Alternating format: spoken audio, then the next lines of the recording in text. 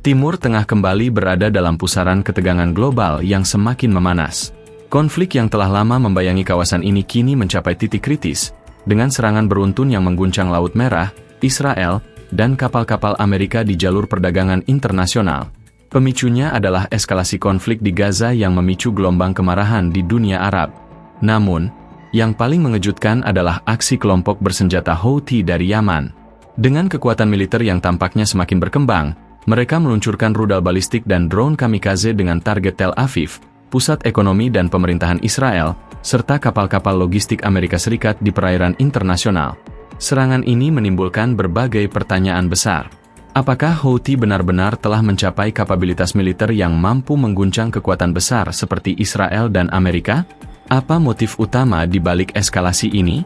Dan lebih jauh lagi, apakah dunia sedang bersiap menyaksikan babak baru dari perang besar di Timur Tengah? Situasi yang berkembang tidak hanya menguji sistem pertahanan militer negara-negara yang terlibat, tetapi juga membawa implikasi strategis yang lebih luas dalam percaturan geopolitik dunia. Pada akhir April 2025, sistem pertahanan udara Israel berdering dalam status siaga penuh.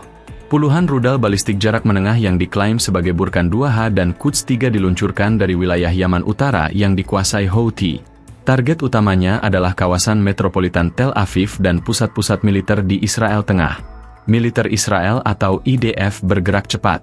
Sistem Iron Dome dan Davidas Sling berhasil mencegat sebagian besar proyektil di udara. Namun, sumber-sumber lokal melaporkan bahwa beberapa rudal berhasil mencapai wilayah terbuka, menyebabkan kebakaran kecil dan kepanikan warga. Meski sebagian besar rudal berhasil dihancurkan di udara, kegagalan total untuk mencegah semua proyektil memperlihatkan bahwa sistem pertahanan udara Israel masih menghadapi tantangan besar terhadap serangan berjumlah banyak secara bersamaan. Media pemerintah Houthi segera menyiarkan video peluncuran rudal tersebut, menampilkan gambar-gambar dramatis dari roket yang melesat ke langit malam. Mereka mengklaim bahwa serangan ini merupakan pembalasan atas kejahatan perang Israel di Gaza, sambil memperingatkan bahwa serangan selanjutnya akan lebih dahsyat jika agresi terhadap Palestina tidak dihentikan. Para analis menggarisbawahi satu fakta penting, jika benar rudal-rudal ini mampu menjangkau Tel Aviv dari Yaman, maka artinya Houthi kini menguasai teknologi balistik yang jauh lebih maju daripada yang diperkirakan sebelumnya. Ini bukan hanya tentang solidaritas Palestina semata, tetapi juga menunjukkan kapabilitas militer yang telah bertumbuh di luar dugaan. Tidak hanya di darat, Houthi juga memperluas medan serangan mereka ke laut. Dalam operasi militer yang mereka beri nama, Operasi Balasan untuk Palestina, Houthi meluncurkan drone kamikaze generasi terbaru bernama Yafa. Drone ini dirancang dengan teknologi stealth sederhana, menggunakan struktur kayu ringan berlapis bahan penyerap radar. Kecepatan terbangnya rendah, dengan lintasan serangan mendatar sangat dekat di atas permukaan laut. Drone Yafa membawa peledak seberat 50 hingga 70 kg, cukup untuk merusak kapal logistik atau bahkan menghantam kapal perang kecil. Pada 24 April 2025, CNN.com mengonfirmasi bahwa sebuah kapal logistik militer Amerika terkena serangan di Laut Merah bagian selatan. Meski pernyataan resmi menyebutkan kerusakan minor, rekaman video yang tersebar memperlihatkan kobaran api di atas dek belakang kapal. Insiden ini memperlihatkan bahwa Laut Merah, jalur vital perdagangan dunia, kini menjadi zona pertempuran asimetris, di mana drone murah tapi mematikan mampu mengancam kapal-kapal bernilai ratusan juta dolar. Serangan Houthi ini jauh lebih dalam daripada sekadar pembalasan emosional. Mereka ingin menunjukkan kepada dunia Arab dan komunitas internasional bahwa merekalah pihak yang berani bertindak nyata dalam mendukung Palestina.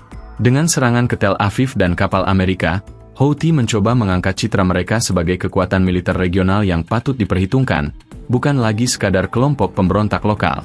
Di sisi lain, serangan ini juga memperlihatkan upaya Houthi untuk meningkatkan posisi tawar dalam negosiasi damai Yaman yang selama ini berjalan lambat. Dengan menciptakan ketidakstabilan di Laut Merah dan menyasar aset-aset strategis Amerika, mereka memaksa lawan-lawan politik mereka untuk kembali menegosiasikan kesepakatan dengan syarat yang lebih menguntungkan bagi Houthi. Amerika Serikat segera menambah kekuatan militernya di Laut Merah, mengerahkan tambahan kapal perusak dan sistem pertahanan udara bergerak. Peringatan keras dilontarkan kepada Houthi bahwa serangan terhadap kapal militer Amerika akan dibalas dengan kekuatan penuh. Namun, dalam kenyataannya, Amerika tetap berhati-hati untuk tidak terlalu memprovokasi eskalasi skala penuh yang bisa menyeret Iran secara langsung ke dalam konflik. Israel pun meningkatkan kesiagaan militernya di wilayah selatan dan memperingatkan akan ada operasi militer yang lebih luas ke basis Houthi di Yaman jika serangan berlanjut. Kementerian Pertahanan Israel bahkan telah mengisyaratkan kemungkinan operasi gabungan dengan negara-negara Arab yang terganggu jalur perdagangannya di Laut Merah. Arab Saudi, Mesir, dan Uni Emirat Arab juga menunjukkan kecemasan mendalam. Ketergantungan negara-negara Teluk terhadap stabilitas jalur perdagangan Laut Merah membuat mereka tidak bisa tinggal diam.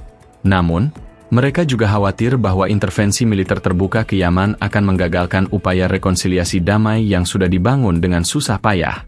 Konten ini disusun berdasarkan berbagai laporan media internasional, analisis ahli pertahanan, dan data publik yang tersedia hingga April 2025. Semua informasi disajikan untuk tujuan edukasi, berbagi informasi, dan menambah wawasan audiens mengenai dinamika geopolitik global.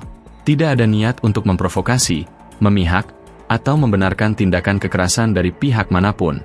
Pemirsa diharapkan menggunakan informasi ini dengan bijak dan tetap kritis dalam menyikapi setiap perkembangan berita.